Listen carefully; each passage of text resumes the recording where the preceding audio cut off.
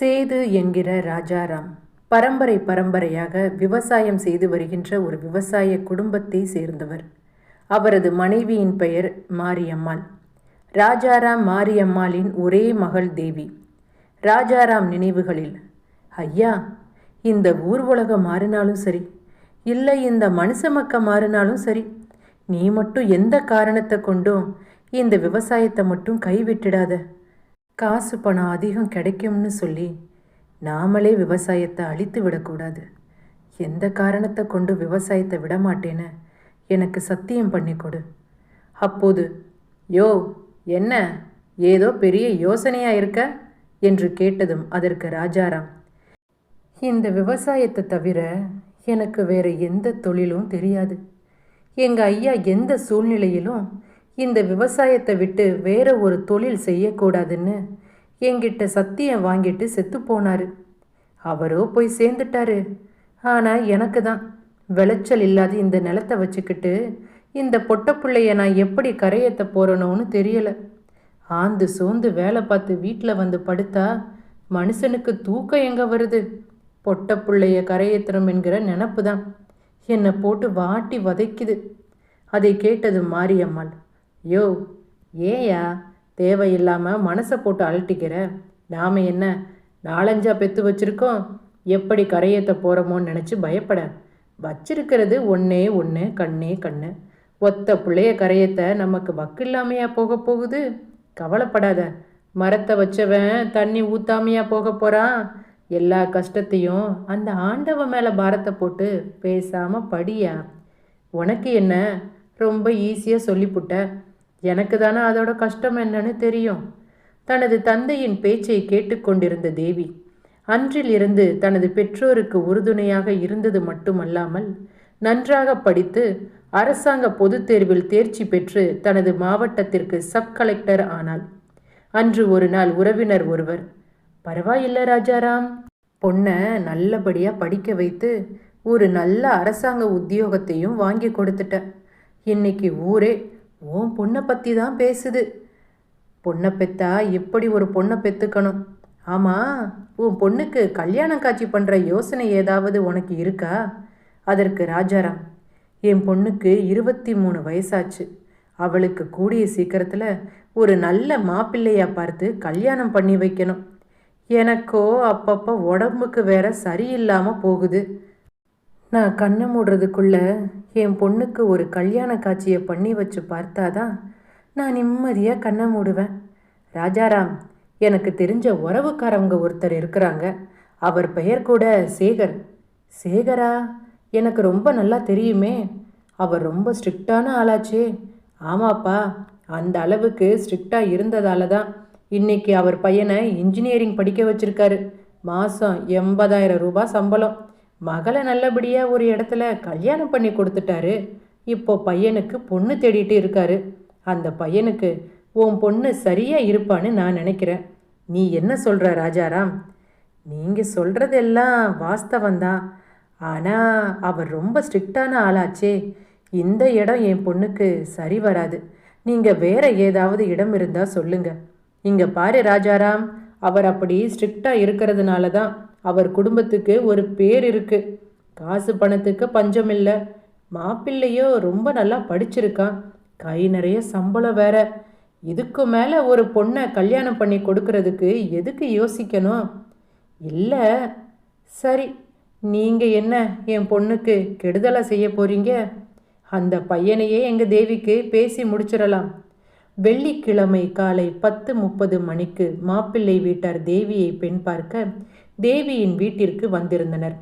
அங்கே சேகர், எனக்கு உங்கள் பொண்ணை எல்லாம் ரொம்ப பிடிச்சிருக்கு. ஆனால் உங்கள் பொண்ணு எங்கள் வீட்டுக்கு மருமகளாக வரணும்னா அதுக்கு சில கண்டிஷன்ஸ் இருக்குது.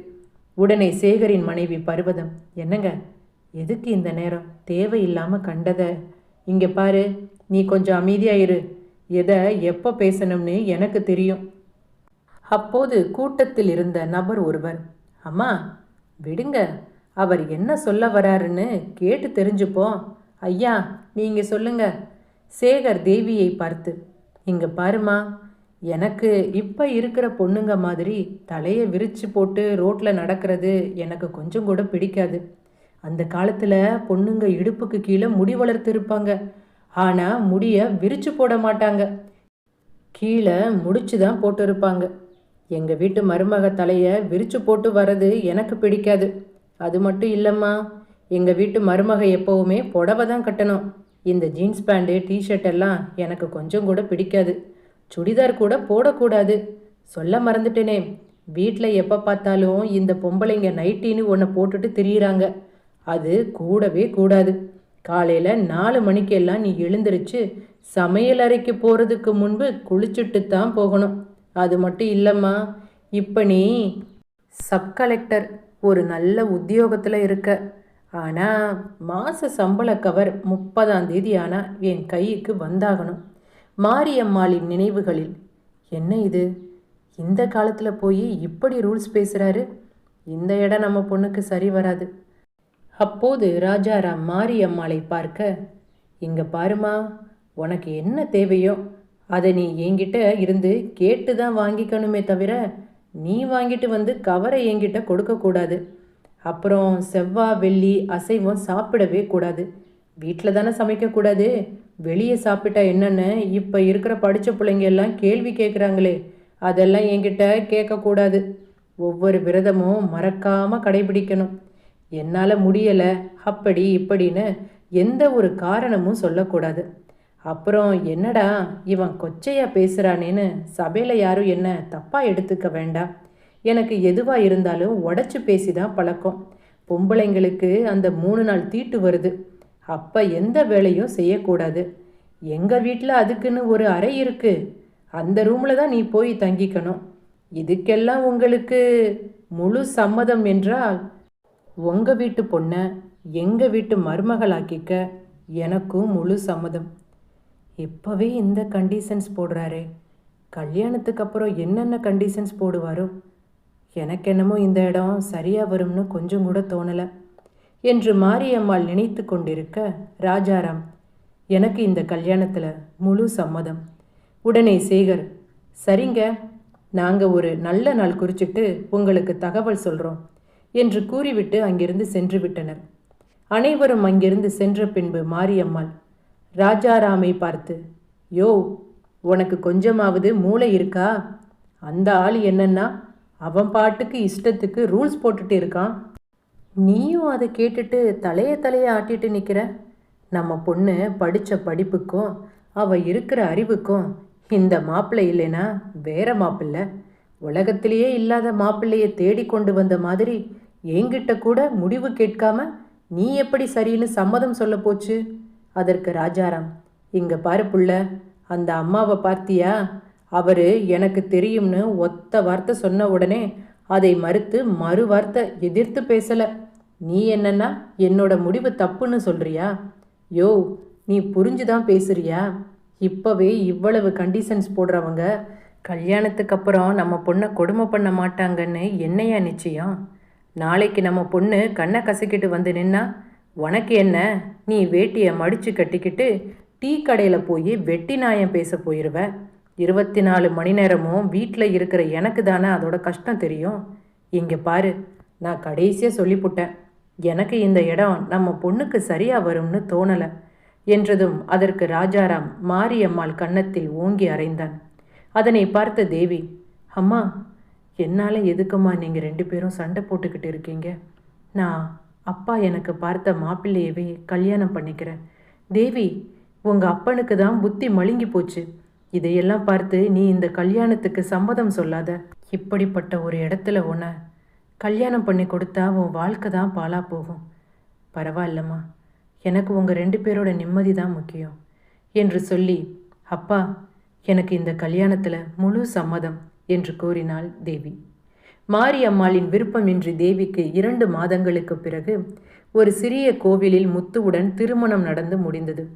அன்று இரவு ராஜாராம், இந்தாங்க சம்மந்தி, இதில் என் பொண்ணுக்கு நான் வரதட்சணையாக கொடுப்பதா சொல்லியிருந்த 3 லட்சம் ரூபாய் ரொக்கமும் 30 பவுன் நகையும் இருக்கு, அதனை வாங்கிய சேகர், இதெல்லாம் ஒரு காசு என்று கூறியபடியே அதனை அருகில் இருந்த டேபிளில் தூக்கி எறிந்தார். அதனை பார்த்த ராஜாராம், சரிங்க, அப்போ நாங்கள் கிளம்புறோம். சரி சரி, நேரமாயிருச்சு, நீங்கள் பார்த்து போங்க.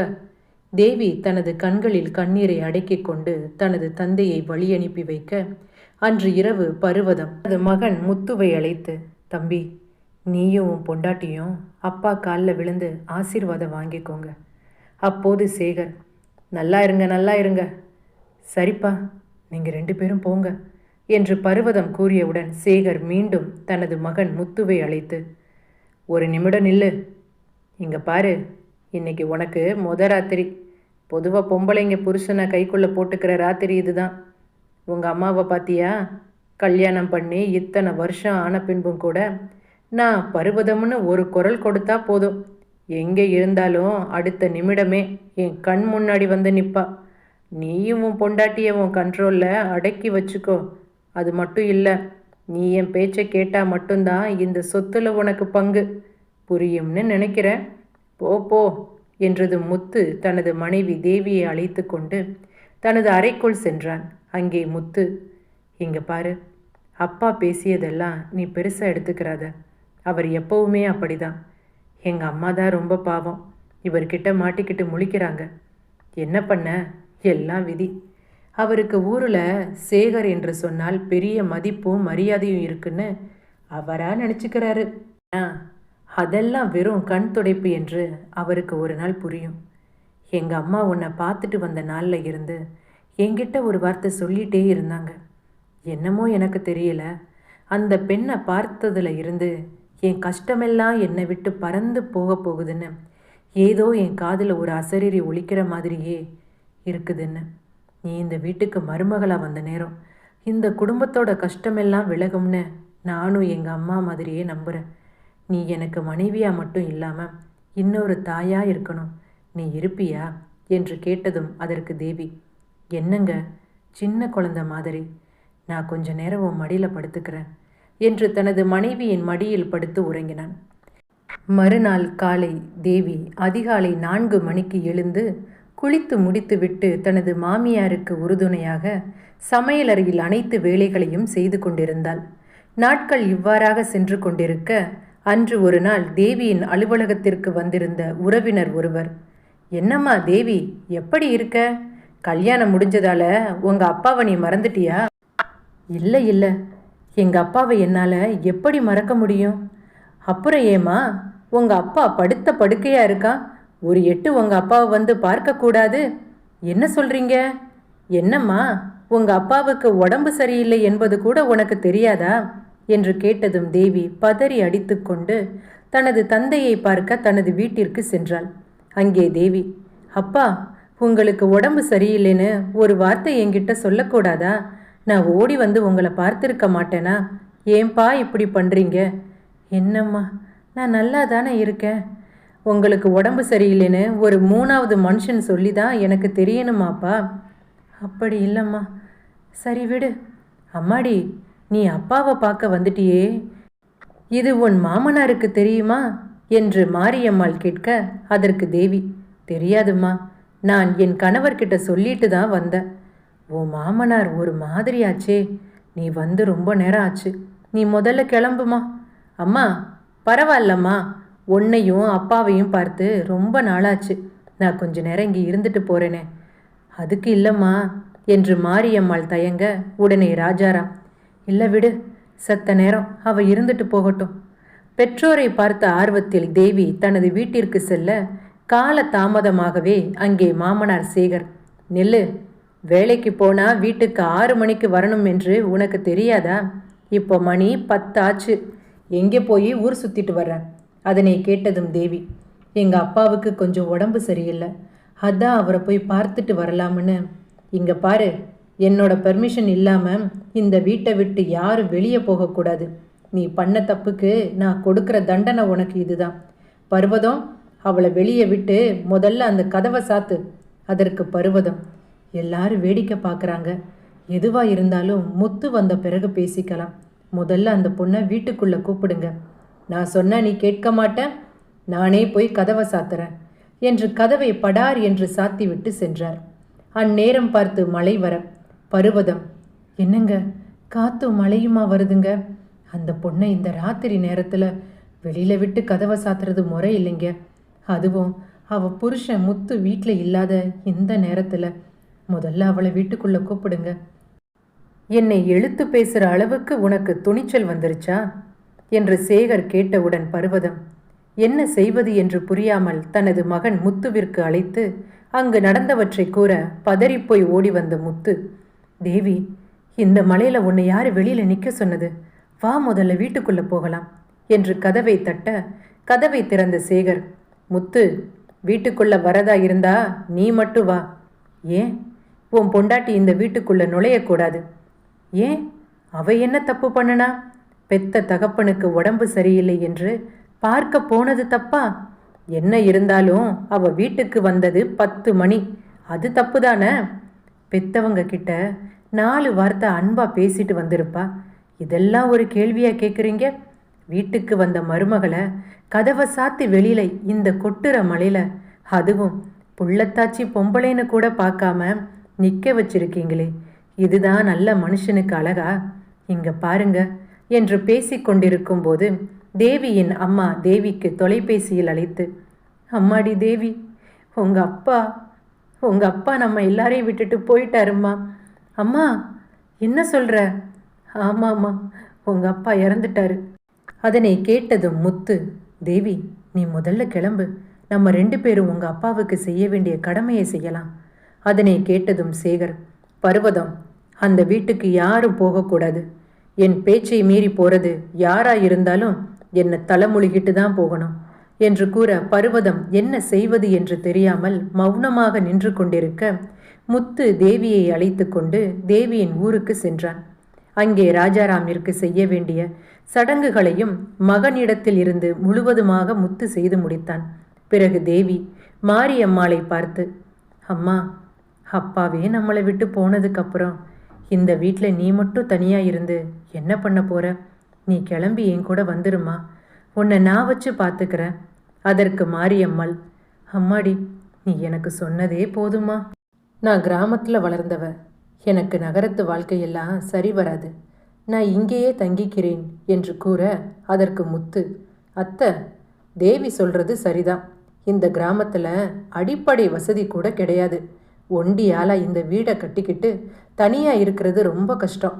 அத்தை, நீங்கள் கிளம்பி எங்கள் கூட வாங்க என்று கூறியதும் மாரியம்மாளும் அதற்கு சம்மதம் தெரிவிக்க ராஜாராமிற்கு சொந்தமான வீடு மற்றும் நிலங்களை விற்று 2 லட்சம் ரூபாயை எடுத்துக்கொண்டு மாரியம்மாளை அழைத்து கொண்டு இருவரும் மீண்டும் தனது வீட்டிற்கு திரும்பினார்கள். அங்கே இருவரும் வீட்டிற்குள் நுழைய காலடியை எடுத்து வைத்த அந்த நிமிடம், சேகர், நில்லுடா, எப்ப என் பேச்சை மீறி உன் மாமனார் சாவுக்கு போயிட்டு வந்தியோ அப்பவே நீ எனக்கு பிள்ளை இல்லைன்னு ஆயிடுச்சு. இனிமே என் வீட்டு வாசப்படி மிதிக்கக்கூடாது, இந்த இடத்த விட்டு கிளம்பு என்று கூற அதனை கேட்டதும் மாரியம்மாள், தம்பி, நான் உங்கள் கூட வந்திருக்கக்கூடாது, வந்தது என்னமோ தப்பு தான். என்னால் உங்கள் குடும்பத்துக்குள்ள சண்டை வேணாம்ப்பா, நான் எங்கள் ஊருக்கே திரும்பி போயிடுறேன். அதற்கு தேவி, அம்மா, நீ எங்கேயும் போக வேண்டாம், நீ என் கூட தான் இருக்கணும். அதற்கு சேகர், அது எப்படி? உங்கள் அம்மாவை எங்கள் வீட்டில் வச்சு பார்த்துக்க முடியும்? பார்க்குறவங்க என்ன நினைப்பாங்க? இதில் அசிங்கம் எனக்கு ஒன்றும் இல்லை. சம்மந்தி வீட்டில் போய் தங்கி இருக்கிறதுனால உங்கள் அம்மாவை தான் 4 பேர் தப்பாக பேசுவாங்க. அதற்கு தேவி, 4 பேர் என்ன, 4000 பேர் பேசட்டும், எனக்கு அதை பற்றி கவலை இல்லை. எங்கள் அம்மாவை நடுத்தெருவில் நிறுத்திட்டு என்னால் நிம்மதியாக இங்கே ஒரு வாழ்க்கையை வாழ முடியாது. எங்கள் அம்மாவுக்கு இடமில்லாத இந்த வீட்டில் நான் இருக்க விரும்பலை. அதனை கேட்டது மாமியார் பர்வதம், தேவி, நானே என் புருஷனை ஒரு வார்த்தை எதிர்த்து பேசினது இல்லை. உனக்கு யார் இந்த தைரியத்தை கொடுத்தது? முதல்ல அவர்கிட்ட மன்னிப்பு கேளு. அதற்கு தேவி, நான் எதுக்கு உங்கள் புருஷன்கிட்ட மன்னிப்பு கேட்கணும்? உங்கள் புருஷனுக்கு நீங்கள் வேணா பயப்படலாம், ஆனால் நான் பயப்படணும்னு எந்த ஒரு அவசியமும் எனக்கு இல்லை. ஆத்திரத்தில் பர்வதம், நான் கூட என்னோட கணவர் உன்னை வீட்டை விட்டு வெளியே அனுப்பி கொட்டுற மழைன்னு கூட பார்க்காம கதவை சாத்தியதை நினைத்து கவலைப்பட்டேன். ஆனால் அவர் செய்ததில் எந்த ஒரு தவறும் இல்லைன்னு எனக்கு இப்போதான் புரியுது என்று கூறியதும் அதனை கேட்ட மாரியம்மாள், அம்மாடி, உன் மாமியார் என்ன சொல்கிறாங்க? உன்னை வீட்டை விட்டு வெளியில் அனுப்பி கதவை சாத்துனாங்களா? அதற்கு தேவி, ஆமாம், அப்பாவுக்கு உடம்பு சரியில்லைன்னு பெத்த தகப்பனை பார்க்க வந்த பாவத்துக்கு புள்ளத்தாச்சி பொண்ணுன்னு கூட பார்க்காம என்னை வீட்டை விட்டு வெளியே அனுப்பி கதவை சாத்தினாங்க. அதனை கேட்டதும் கொந்தளித்த மாரியம்மாள், அட பாவிங்களா, புள்ளத்தாச்சி பொண்ணுன்னு கூட பார்க்காம இப்படி கொட்டுற மழையில அவளை வீட்டை விட்டு வெளியில் அனுப்பி கதவை சாத்திருக்கீங்களே, இதுவே உன்னோட மகளா இருந்தா இப்படி பண்ணியிருப்பியா? நாங்கள் இந்த ஊரில் கௌரவமான குடும்பம், கோடு போட்டு வாழற குடும்பம் என்று சொல்லுவீங்களே, இதுதான் உங்கள் கௌரவமா? அதற்கு பருவதம், இங்கே பாருங்க, நீங்கள் பேசுறது கொஞ்சம் கூட சரியில்லை. முதல்ல என் கணவர்கிட்ட இப்படி குரலை உயர்த்தி பேசுவதை நிறுத்துங்க. அதற்கு மாரியம்மாள், அடச்சி, நான் கூட உன்னை வாயில்லாத பூச்சின்னு நினச்சேன். ஆனால் இப்போதானே தெரியுது, கடவுள் குதிரை அறிந்து தான் கொம்பை கொடுப்பான்னு சொல்லுவாங்க. அந்த கதையில் வர்ற மாதிரி ஜாடிக்கேத்த மூடிதானே இந்த ஆளுக்கு நீ. உன் கணவர் என்னவோ உத்தமர் மாதிரி அவர் செய்கிறது எல்லாம் சரிதாங்கிற மாதிரி பேசுகிற. இந்த நிலைமை உன் பொண்ணுக்கு வந்திருந்தா தெரியும். அம்மாடி தேவி, இதற்கு மேலேயும் இப்படிப்பட்ட ஒரு நரகத்தில் நீ இருக்க வேண்டாம்.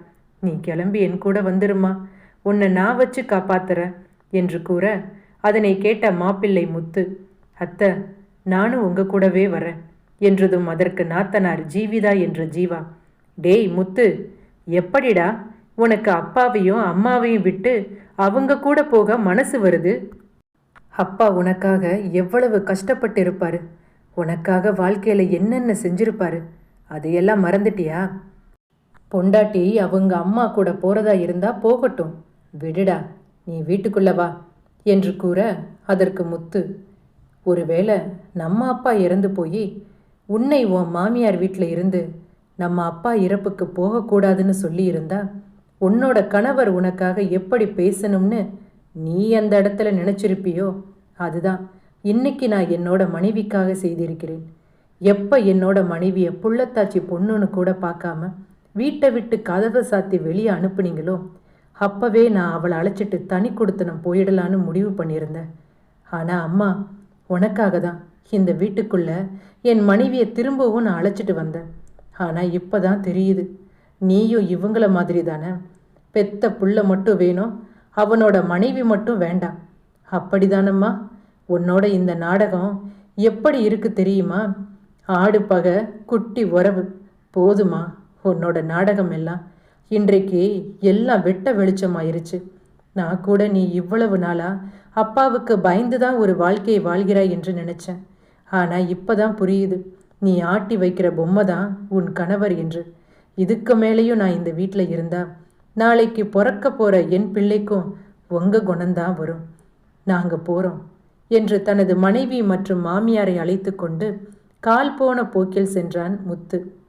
திருமணத்திற்கு பிறகு தனது மாமியார் வீட்டிற்கு செல்கின்ற ஒவ்வொரு மருமகனும் தன் மனைவியிடம் கூறுகின்ற முக்கியமான ஒரு வார்த்தை, எனக்கு உங்கள் வீட்டில் சுதந்திரமாக இருக்க முடியலை என்று கூறுகின்ற ஒவ்வொரு கணவரும் நினைவில் கட்டாயமாக வைத்து கொள்ள வேண்டியது, உங்களது மனைவி திருமணத்திற்கு பிறகு உங்களது வீட்டில் சுதந்திரமாக இருக்கிறாளா என்று என்றைக்காவது கேட்டது உண்டா? இன்றைக்கும் சில பெற்றோர்கள் தனது மகளிடம் பாசமாக பேசி அழுது புலம்பி குடும்பமாக சேர்ந்து தனது மகனை தனது கட்டுக்குள் வைத்துக்கொண்டு மருமகள் மற்றும் அவளது குடும்பத்தை தரக்குறைவாக நடத்துகின்ற அவல நிலை இன்றைக்கும் நடந்து கொண்டுதான் இருக்கிறது. இதில் மிகவும் வருத்தமான ஒன்று என்னவென்றால், படித்த வேலைக்கு செல்கின்ற பெண்கள் கூட இதனை எதிர்த்து தனது மாமியாரிடம் கேள்வி கேட்க தயங்குகின்றனர். தன்னுடைய மகள் மட்டும் தனது கணவரின் சம்பாத்தியத்தை முழுவதுமாக தனது கட்டுப்பாட்டில் வைத்து கொள்ள வேண்டும், தனது கணவன் தனது மகளின் பேச்சை கேட்டுதான் எந்த ஒரு முடிவையும் எடுக்க வேண்டும் என்று கூறுகின்ற அதே மாமியார்தான் தன் வீட்டு மருமகள் தன்னை கேட்டுதான் எந்த ஒரு முடிவும் எடுக்க வேண்டும், தன் மகன் தன் பேச்சை மீறி எதுவும் செய்துவிடக்கூடாது என்று மகனுக்கு தூபம் காட்டுகின்ற மாமியார்கள் இன்றைக்கும் உண்டு. இந்த கதையில் வருகின்ற பருவதத்தின் உண்மை முகத்தை அறிந்து கொண்ட முத்து இதற்கு மேல் தன்னுடைய மனைவியை இந்த நரகத்தில் விட்டுவிடக்கூடாது என்று எண்ணி தனது மனைவியை அழைத்து கொண்டு தனி குடித்தனம் சென்று விட்டான். ஆனால் இதே போன்ற நிலைமை எத்தனை பெண்களுக்கு வாய்க்கும்?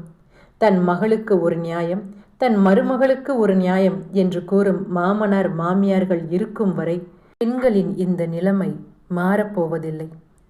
அது மட்டுமல்ல, ஒரு பெண்ணை திருமணம் செய்து கொடுப்பதற்கு முன்பு ஏதேனும் சிறிய சந்தேகம் அல்லது ஒரு நெருடல் எழுந்தால் அதனை கண்டுகொள்ளாமல் விட்டுவிட்டு ஜாதி, மதம், வசதி இது போன்ற தேவையற்ற விஷயங்களுக்கு முக்கியத்துவம் கொடுப்பதை விட உங்கள் குழந்தைகளின் வாழ்க்கைக்கு முக்கியத்துவம் கொடுங்கள்.